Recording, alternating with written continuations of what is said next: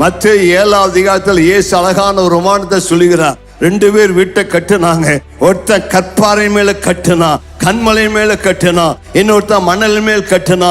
பெருமழை வந்தது, மழை பெய்தது, அந்த மணல் மேல் கட்டின வீடு அழிந்து போயிற்று. ஆனா கற்பாறை மேல் கட்டின வீடு நிலைத்து நின்றது. இந்த உலகத்தில் அநேக மனிதர்கள் இன்றைக்கு வீட்டை கட்டுகிறார்கள், வாழ்க்கை கட்டுகிறார்கள், குடும்பத்தை கட்டுகிறார்கள், தொழிலை கட்டுகிறார்கள். எதன் மேல் கட்டுகிறார் என்று சொன்னால் மணலின் மேல, பணத்தின் பேரில் மணல் மேல் கட்டுகிற வாழ்க்கை. புயல் வந்தா போகும், படிப்பு ஒரு மணல், பணம் ஒரு மணல், ஜாதி ஒரு மணல், சொத்துக்கள் ஒரு மணல், எல்லாம் மணல். ஆனால் நான் நிற்கும் அஸ்திபாரம் இயேசுவாகிய கற்பாறை, இயேசுவாகிய கண்மலை இல்லாம உலகத்தையே வச்சிருந்தாலும் அதெல்லாம் அசைக்கப்படும்.